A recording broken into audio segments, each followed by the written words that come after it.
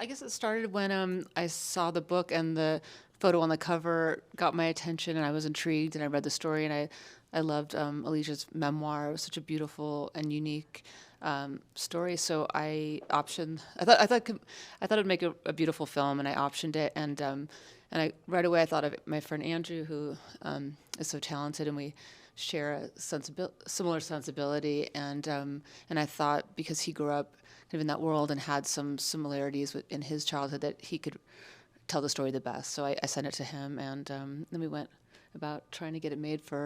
Andrew really hung in here a long time to get it made and get this great cast together. When Sophia sent the book to me to read, I had never connected with a memoir so much because Alicia Abbott was around my same age.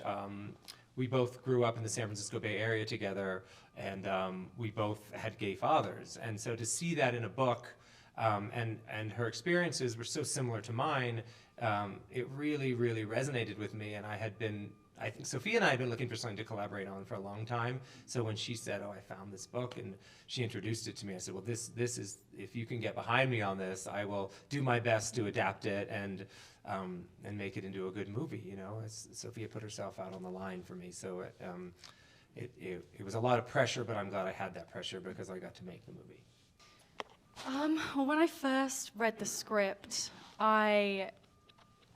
growing up, my grandma lived with 15 gay men, and so when I first read the script, when I was reading, Alicia's childhood, I kind of saw a lot of similarities, and there would be loads of garden parties when I was growing up, and then when I was reading the script, I loved the parties that Alicia would have at their apartment, and then I would keep reading the script and I would get really emotional, and it really touched me and it moved me, and then I read the memoir and it's so beautiful how Alicia wrote it, and then I jumped at the chance and I really, really wanted to be a part of it, and I'm grateful to Andrew for casting me. I wanted to say, I think Andrew and I met 6 years ago. Was it 6? Cody was the very first actor attached on this movie. He's been on it for a very long time. I didn't know that. You didn't know that? Yeah. He has been on it from day one. Yeah. Yeah. He did not desert me. And I was always, like, every year I was like, what's happening? Like, I was always emailing. But the thing that I found most interesting about it, besides the incredible team and the story, was Andrew and I had coffee and we spoke about the fact that there are kind of two types of films that are made about gay men, and often there's the kind of deified or heroified version of that story in which the gay lead gets no kind of complications, cannot be somebody who is nuanced, is not allowed to have faults or flaws because it's required of you to kind of lionize something about the experience. And I really enjoyed that it was an incredibly nuanced story about the conflict of a man coming to understand himself and raising a child in this environment, and what is right and what is wrong, and that we all make mistakes, and that there are beautiful things that come out of those mistakes as well. Because what was it, Andrew? People kept saying to you, "Oh no, you can't make this story. This is too." Do you remember this conversation? Oh, of course I remember the conversation.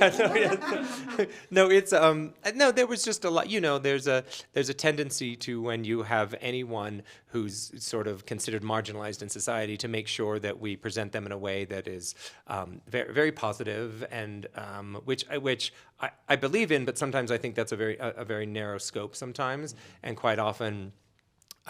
We are not given the opportunity to have more developed and, like as Cody said, more nuanced, complicated characters just like everyone else. And that's what I loved about Alicia's memoir, is that he wasn't the poster child of perfect parenting.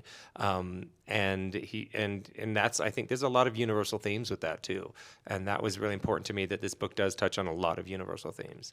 I was really lucky enough to have someone as talented as Amelia and Nessa, newcomer, to come on board this. So there wasn't much I had to do other than listen when I was working with them. And again, it was such a powerful story that I have a daughter who's 9, and so there was a lot that struck me when I read the script, the beautiful story that it was between a father and a daughter, but also the relentlessness for a father to consistently show up for his kid, I thought was really, really, really powerful.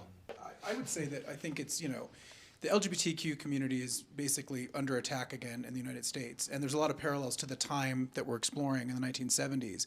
You look at Anita Bryan, you look at, people like Supervisor Milk, who was trying and got killed. I mean, there are shadows of that going on today. We don't live in, full harmony yet, even though we're trying.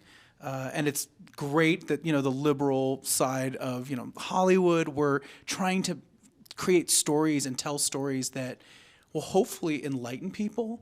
And when I saw the film, one of the things I realized was that what a beautiful piece for anybody out there that doubts that a gay person can be a parent.